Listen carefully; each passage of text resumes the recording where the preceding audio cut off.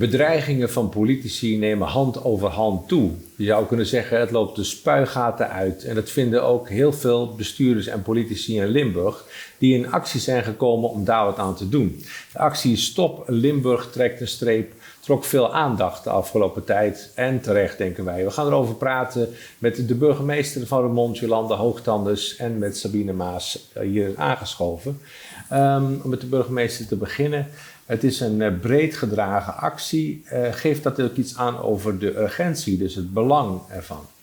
Nou, absoluut. Ik denk dat wij in Limburg hier hebben gezegd van tot hier en niet verder. Wij zijn er echt wel klaar mee, zo staat het er ook letterlijk. En het is ook belangrijk om dat signaal af te geven. De directe aanleiding is natuurlijk de bedreiging die ook onze collega in Venlo over zich heen heeft gekregen. Zowel de burgemeester, de wethouder, maar ook de raadsleden die zich daar zwaar geïntimideerd voelen en bedreigd voelen. En daarmee eigenlijk hun werk niet eens meer goed durven te doen. Dus dat was voor ons wel echt de druppel die de emmer deed overlopen. Maar we geven hiermee ook een signaal af in de brede zin van het woord. Want het gaat natuurlijk niet alleen om ons als bestuurders. Er zijn meer beroepsgroepen die dagelijks uitgescholden worden, beledigd worden en met intimidatie te maken krijgen. Hulpverleners, politie, onze BOA's die daarmee te maken krijgen.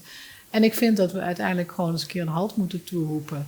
Je mag het op inhoud met ons volstrekt niet eens zijn. Je mag daar hele andere meningen over hebben. En die vrijheid van meningsuiting is ongelooflijk belangrijk.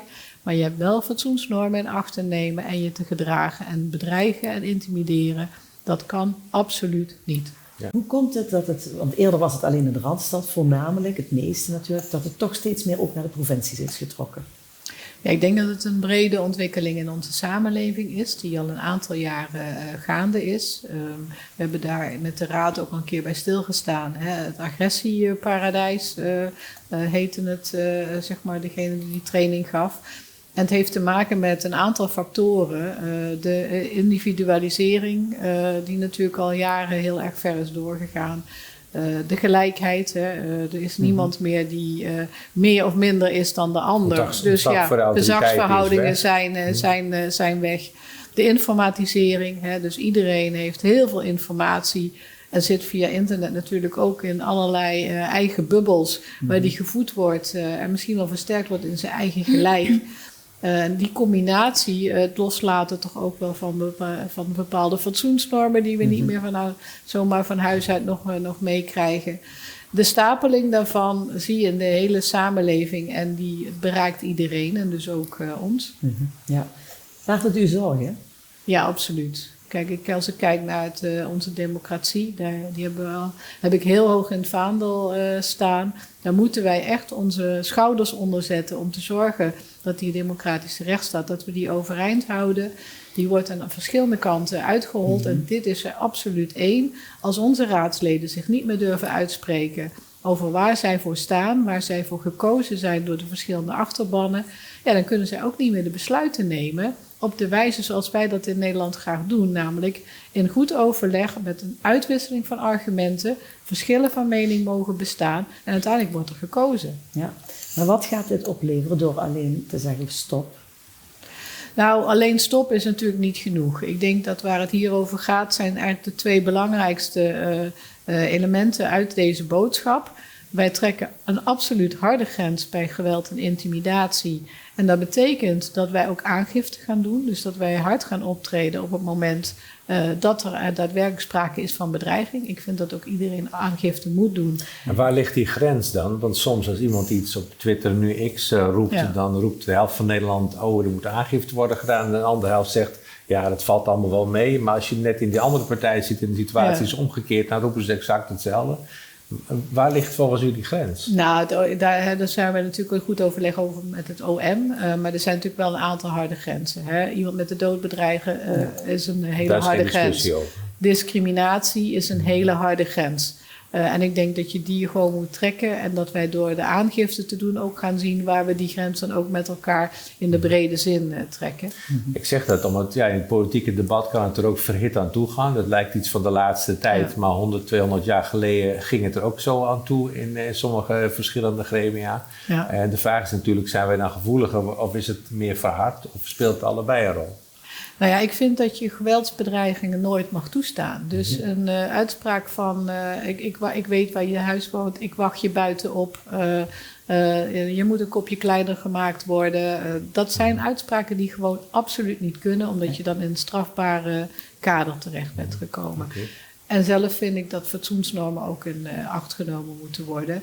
In een gemeenteraad en ook in een Tweede Kamer debatteer je heel bewust via de voorzitter. En dat doe je omdat je elkaar dan niet rechtstreeks gaat aanspreken van jij hebt dit gezegd en jij hebt dat gezegd. Nee, voorzitter, ik ben het niet eens wat mevrouw Maas heeft gezegd. Dat is ook om te voorkomen dat je met elkaar ook verbaal op de vuist gaat. 1 op 1 gaat, Ja. ja. Gelijk even naar Sabine Maas, die is aangeschoven. We hebben nu op een wat hoger niveau erover gesproken. Dat is heel belangrijk. Jij zit in die gemeenteraad van Roermond. Ja. Wat merk jij van die verandering in dat klimaat in de samenleving? Nou, in zoverre, je kunt niks kritisch posten op bijvoorbeeld Facebook zonder dat daar keihard op gereageerd wordt. Kun je eens een voorbeeld van noemen? Ja, die elite daar in de gemeenteraad, die doen maar wat. En die dat doen ben toch jij dan? dat ben ik dan. Ze doen toch alleen maar wat ze zelf willen. Maar ze vergeten dat wij wel degene zijn die door hun gekozen zijn. Dus wij praten namens onze kiezers. Ja. En dan trek ik heel voorzichtig dan de conclusie. De mensen die zoiets roepen, hebben dan waarschijnlijk ook niet gekozen. Anders dan zou je zoiets niet roepen, want we zitten daar voor jullie. Ik denk ook dat het is heel makkelijk om anoniem ergens achter een schermpje of op je telefoon van alles maar in over de je schutting te gezicht gebeurt gooien. het niet. Nee, dan durft men het vaak niet. Nee. Hè? Maar daar merk je dus niks van in de stad, dat mensen je aanspreken, wat dan ook. Ik heb het zelf persoonlijk nog niet meegemaakt. Nee, ik heb ook gelukkig nog geen bedreigingen gehad. Ik durf ook nog gewoon na een raadsvergadering op mijn fietsje alleen naar huis toe te fietsen. Dus wat dat betreft voel ik me nog redelijk veilig hier in Roermond. Ik hoop alleen niet dat we de kant op gaan zoals het nou inderdaad in Venlo speelt. Dat raadsleden per definitie niet meer alleen het gemeentehuis uitlopen na een vergadering. Laat staan dat ze alleen naar huis toe fietsen. Dat kun je je toch niet voorstellen? Dat is verschrikkelijk. Ja. Dat wil je gewoon niet. Nee. Als je spreekt met andere raadsleden en wethouders en misschien ook wel ambtenaren in Roermond, wat voor signalen krijg je van hen mee op dit gebied? Ik denk ook dat zij wel de indruk hebben dat degene die het hardste roepen het meeste voor elkaar denken te krijgen. Maar zo werkt het niet. Ik bedoel, ook wij als raadsleden en collegeleden hebben ons gewoon aan de regels te houden. En we kunnen wel heel veel willen, maar het moet ook kunnen. En ja, om dan maar te roepen dat we er alleen voor onszelf zitten en dat we er alleen zitten om ons geld te incasseren. Het raakt je echt persoonlijk. Het raakt je wel. Ja. En jullie moeten aan kaders voldoen. Ja, precies. We kunnen niet zomaar als. En we kunnen ook niet iedereen tevreden houden. We zijn geen pot Nutella, zo werkt het niet. Nee. Ja. Ja, absoluut. Ja, Dat beeld krijg ik nooit meer van mijn netvliegen. fantastisch. Ja. Nu is die actie, hè, iedereen heeft zich uitgesproken. Ja. Denk je dat dat genoeg is? Kamer had het al even over. Het is symbolisch, het heeft te maken met bewustwording, met informatie delen. Wat zou er nog meer moeten worden gedaan volgens jou? Ik denk dat het een heel goed begin is.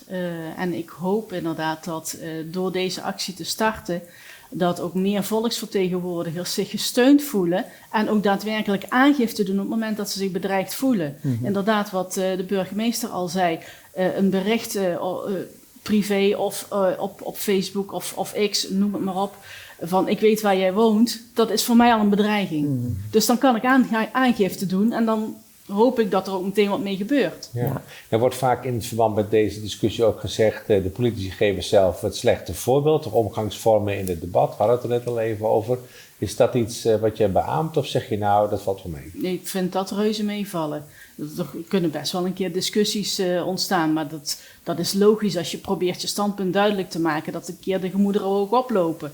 Maar dat gaat allemaal binnen kaders en inderdaad wat de burgemeester al zei, via de voorzitter. Dus je valt niet direct mensen persoonlijk aan. Het gaat ook niet over het persoonlijke. Ja, en dan kun je ook daarna, na die vergadering, nog even samen... Precies, die derde ronde is ook heel belangrijk. Juist, Ja, absoluut. Dat is wel het meest belangrijke. Ja, Daar worden de afspraken gemaakt. Ik merk nou ook inderdaad dat het zich ook gewoon mengt. Alle partijen staan gewoon door elkaar lekker een hapje te eten en een drankje te doen.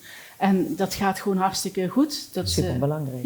Ja, Wat zo jammer is dat het is meestal een hele kleine groep. wat het verpest voor de rest.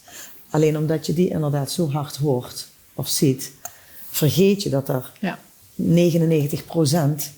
of 98%, ja, die laat zich niet horen, die zie je niet. Maar die 2%, die komt in beeld. Ja. Nou ja, en dat is ook waarom ik oproep om ook heel terughoudend te zijn met het posten van negatieve commentaren op allerlei social media. En ook goed te kijken als je een negatief commentaar ziet, ja, wie is dat nou eigenlijk? Ken ik die persoon die dat geschreven heeft? Dan kan je hem vaak ook persoonlijk aanspreken. Ik vind het ook wel heel mooi. Ik zie raadsleden dat ook best wel doen, hè, onder sommige commentaren. Als die echt heel erg negatief worden of over de grens gaan, dan worden mensen daarin gecorrigeerd. En als het mensen zijn die je kent, dan zijn mensen daar ook wel gevoelig voor. Maar er zitten ook anonieme commentaren tussen. En die vind ik het meest gevaarlijke, want daar zit niemand achter die jij of ik kennen. En die gaan toch het hele beeld creëren voor de rest. Die hitsen de boel ook echt wel een beetje op. En dan krijg je een gevoel in de samenleving dat het wel heel erg is wat er allemaal aan het gebeuren is. Want iedereen vindt toch het allerergste ervan. En dan gaat het zich wel al mogelijk als een olievlek over andere mensen uitspreiden. En daar moeten we juist heel waakzaam voor zijn. En als we dan tv-programma's zien die het gaan achtervolgen, dus die gaan achterhalen wie die berichten geschreven hebben, dan blijkt dat maar één persoon op een zolderkamertje ergens te zitten in achter zijn laptopje. Ja. Dan is vader het ook nog een hele aardige huisman. Ja, die zegt, ja, maar zo had ik het niet bedoeld. Ja. Precies. Ja. Maar het komt wel zo binnen. Het komt wel zo binnen. En daarom is het zo belangrijk om op social media... leg contact met mensen die je ook echt kent. Die je ook in het echte leven al een keer hebt ontmoet... of waarvan je kunt terugleiden wie het ook zijn. Want dan zijn ze ook veel beter aanspreekbaar op wat ze daar doen. Want dan kan je ze in elk geval nog een keer... gewoon op straat of in de kroeg tegenkomen. Dat kan heel wonder. Ja, zeker. Ja, mooi. Voor jou persoonlijk... je hebt natuurlijk je gezin. Hè? Dat hebben al onze raadsleden. En de burgemeester ook. Je hebt familieleden, je hebt kennissen, vrienden. Je wilt ook dat dat veilig blijft. Zeker. Maak je daar wel eens zorgen over? Nou, laat ik vooropstellen dat ik niet zo bang ben aangelegd. Ik ben ook getrouwd met een beroepsmilitair. Dat scheelt misschien ook. Ik heb vaker mijn eigen boontjes moeten doppen... omdat hij gewoon niet aanwezig is. Mijn kinderen heb ik ook opgevoed in de stijl van... je moet je eigen boontje kunnen doppen en ergens voor staan. Dus ik ben daar zelf niet zo bang voor. Nee, en als we ook zien, de meesten stellen zich dadelijk toch weer herkiesbaar... en die gaan voor het vak, Precies, ja. Met hart en ziel. Iedereen die nu bij ons, in elk geval van onze partij, in de raad zit... heeft zich weer gewoon herkiesbaar gesteld. Ja. Dus we hopen gewoon dat we weer met dezelfde leuke club... de komende 4 jaar weer door kunnen gaan. Ja. Laten we een gezonde werkklimaat creëren en houden... En heel veel succes, dames. Dank voor jullie komst. Dank je wel. En voor de mensen thuis, wees een beetje aardig voor de politici en de bestuurders. Ze doen heel erg hard hun best om alles goed te houden en zelfs beter te maken. Deze uitzending wordt mede mogelijk gemaakt door Hotel en Grand Café De Pauw en Kampeerwinkel Roermond.